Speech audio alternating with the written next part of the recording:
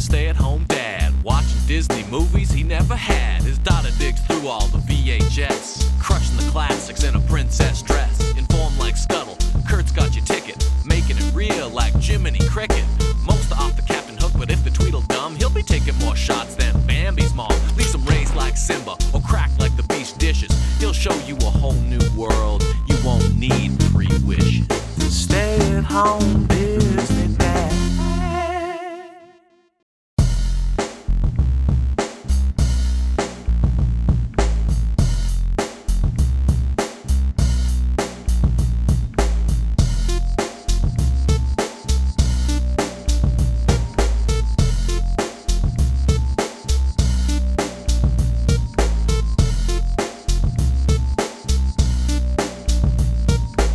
Disney's The Kid with Bruce f***ing Willis. He sees dead people and an easy paycheck here taking this role. We press play.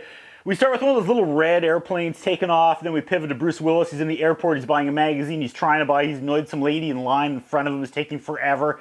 And he snaps and he says, I'll pay for hers out of spite. And like, God, I've been there. I've been there at the airport with some stupid person in front of you.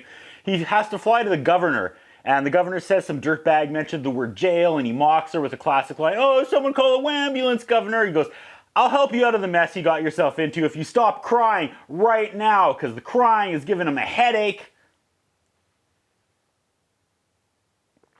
We get it, this character's a jerk. We get it, he's a jerk. And an image consultant. There we go. The whole intro is cut back and forth between Bruce Willis and shots of that little double-winged red plane taken to the skies. Some lady on the plane says the cosmos sat them together. And she says, you're an image consultant? Image me. I'm about to start a new job as a news anchor. Instead of just throwing himself out of the plane, he goes, what do I get out of this if I do it? And she goes, hey, we don't know yet. So he looks at her and he starts picking her apart. And he ends with a direct hit when he says, you're anchoring the news, not going to prom. And he goes, if you follow these steps, you'll be famous in 12 months. We see that red plane now. It dive bombs his convertible that he's driving. He's at like a red light and it comes down at him. He screams like a girl and just flies like really close overhead. We get some sweet drone shots as he shows up at work. His dad's waiting for him. His dad wants him to come over and help him move out of the house. It's time to move out of the family house finally. Sister's coming over tomorrow. Dad's like, who knows? There might be some stuff in the attic you want from your childhood. Bruce is being a total dick to his dad, and it's weird that it's 15 minutes into a Bruce Willis movie. He hasn't banged some hot chick yet. Like, TikTok, guys, it's Bruce Willis. Back to the red plane and the soaring music. He meets up with Amy, who works for him. They're at some, like, sports arena. The owner is having a problem. An image problem. Who are you gonna call? This guy. He promised he would give 5% of all sales to a kids' basketball camp that didn't exist. He got busted, so he wants to suck back up to city council. So they still build him the new stadium they promised. Bruce's answer, he sets up a photo shoot where a bunch of kids pie-face this liar over and over again. Bob Riley is the jerk. Bob Riley is the jerk sports owner. And out here in the fields, he fights for his meals. Now they have footage of all these kids hitting him with pies, and they think that's going to soften his image. Okay, and that was Bubba O'Reilly. After work, Amy is like, we can't walk around talking about what we're going to be when we grow up. We're grown up. Look at Amy. Bruce is definitely going to be up in there. Like, the people Bruce sees might be dead, but his chances with Amy aren't. Also, I just remembered it wasn't Bruce's character that saw dead people. It was that kid, but f*** it. I'm going to keep that joke going through this whole review. It's too late now. Bruce Willis suddenly changes his mind about the pie footage and he says, I don't want to run this. And he throws it in the dumpster. Then he goes, Amy, get in there and get it back.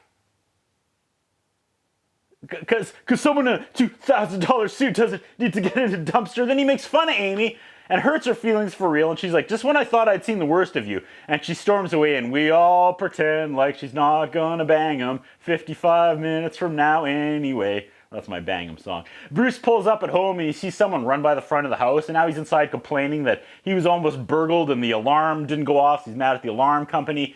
Okay, time to read the back of the VHS tape. Like, what the hell is the point of this movie? Okay, apparently he's about to meet his 8-year-old self. So Willis goes to sleep. Also, his name is Russell Duritz. Is he brothers with the Counting Crow guy who banged more Hollywood women? Adam Duritz of Counting Crows or Bruce Willis in his movies. That's a fun game to play. It's the middle of the night, a noise wakes him up, and he goes out with a baseball bat and he finds a toy red airplane on his lawn, like the one that tried to kill him, right? The real plane. He goes back to sleep and he hears more banging. He gets back up and he finds a little boy downstairs playing with the airplane. Now, man, I read that VHS case like 60 seconds too soon. He chases the kid outside and then chases him with a car while the kid is on a bike. The chase ends up on like an airplane runway, and the red plane tries to kill him a second time. He goes into a diner and he starts explaining how this kid just ran in here, and everyone is like,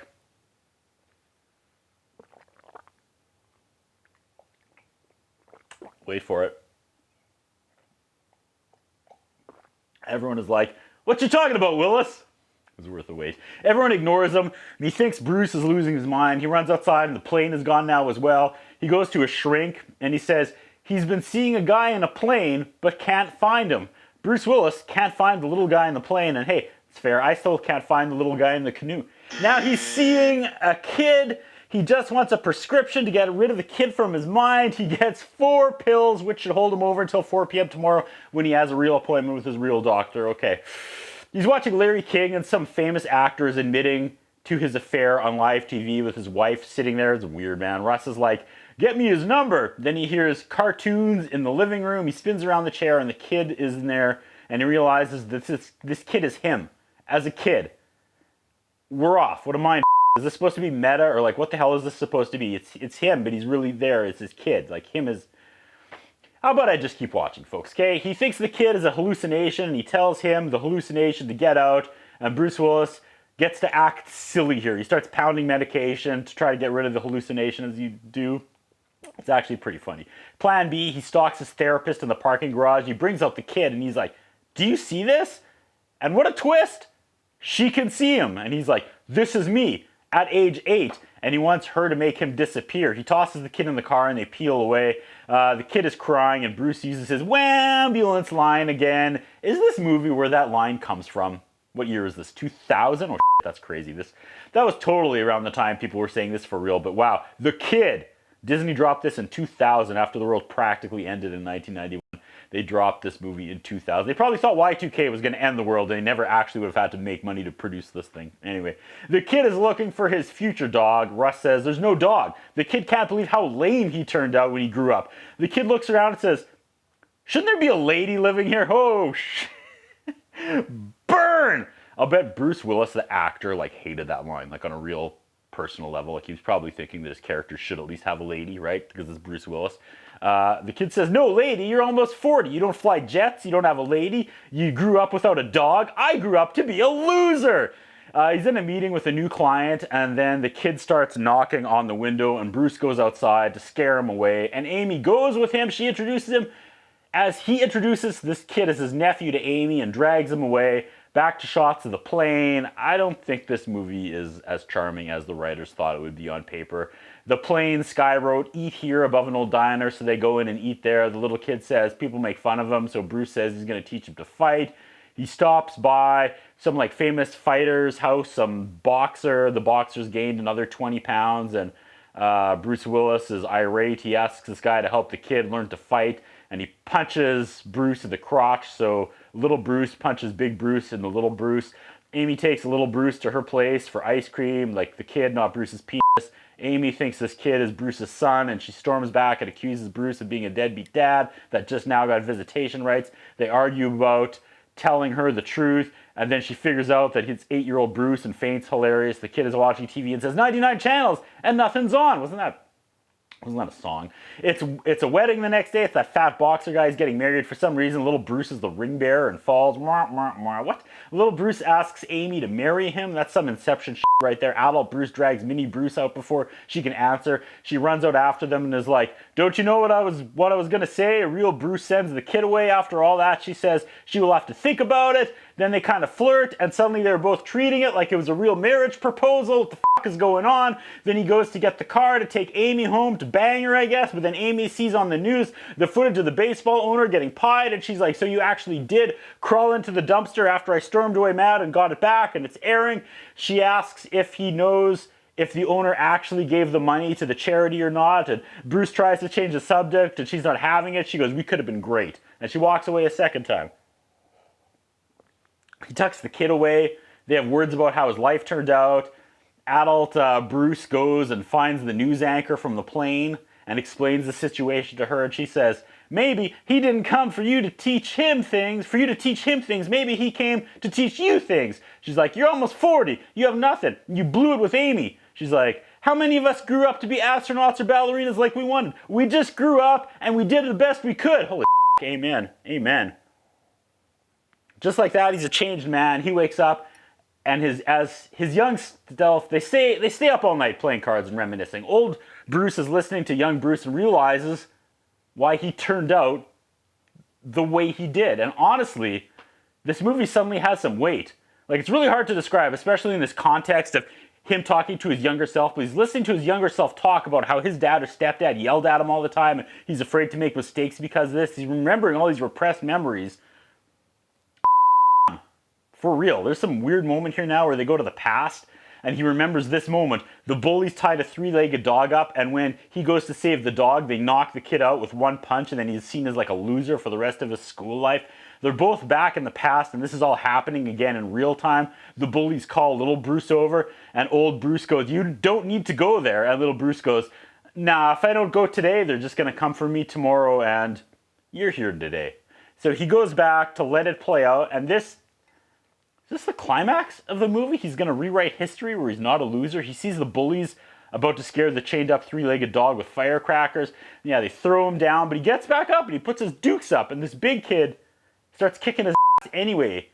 And little Bruce looks over at old Bruce and he's like, remember your boxing training, boy. Remember what that old fat ass taught you. And he nods, and all this is happening while the bully is just actively punching him above the head and upper body, right? He turns back to knock the bully out and then makes him say, uncle, but then nothing changed. And old Bruce is like, okay, well, that wasn't it. So kid, it's going to get much worse. He goes to the after-school program, and he's in trouble for something. I missed it. He's reliving all these repressed memories. His parents take him home, and his dad makes him wait outside. I don't know what he got in trouble for. I don't think it was anything major. His dad comes storming out and is like, why would you do that? You're going to kill your mom earlier. That's right. We're going to lose your mom. And now he's yelling at this kid, and he's telling him to grow up and stop crying, and he realizes he grew up and became this asshole because of his dad was an asshole, and he acts just like him. And this movie dropped dark really quickly. He says, yeah, you lose mom before her next birthday. Mom dies. And he's like, was it my fault? God. Now little Bruce is crying. Big Bruce is crying. I'm crying. I feel like they had that moment locked in the script, and then they wrote everything back from that, leading up to that moment. So he also used to be a fat kid, and that's why he's always on everyone's case about eating poorly and being fat. These last 15 minutes are really great. Like, really smart look back at childhood trauma and repressed memories and how that you up as an adult. They go back to the diner by the airport, then meet the pilot of the red plane, and it's another timeline Bruce. This one has a mustache and he's really cool. This is Bruce 30 years in the future. He can't stay though because his family's waiting, and he sees his old wife Amy, and old Bruce creepily nods at middle Bruce like, yeah, we're banging that nightly. Mid and small Bruce both laugh. Old Bruce flies away, and middle and young Bruce celebrate that they will finally figure it out in the next 30 years. Like, it's okay. It ends okay. This movie had so much potential. Like, I loved some parts in here. At the end, they were super powerful, but the first two-thirds were just dreadful and long and confusing and convoluted. Middle Bruce says, look at us go, as the plane flies away. He looks back, and little Bruce is gone. He's alone on the tarmac, and is this how it ends? No. His therapist arrives at his house the next day, and we learn that he's heading to help his dad move after all because he sees dead people and value in helping his father now. She got him 2 plane tickets to Hawaii like he asked, and then he goes, no. And he changes the names on the tickets so she can go. It's a gift to her.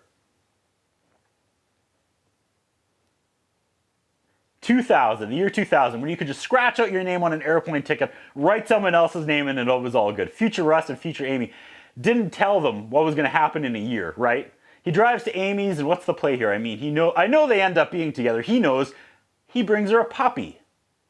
And her panties fall off. I'm not even making that up. That was the end. We end with an explanation of why sometimes the moon looks orange. This could have been such a wonderful movie, but they had nothing to set up the incredible ending. What a shame. This could have been one of Disney's best movies, to be honest. There were moments of absolute brilliance in here. Such wasted potential. That's what I think about. What do you think? What we have is a concern about Curtis Anderson. His interviewing style is not the best. His personal appearance is not the best. I was wondering if the man has some kind of a hold over the channel that he's allowed to be employed for so long with the standards of journalism and personal appearance that he has. Thank you. Okay, Macy.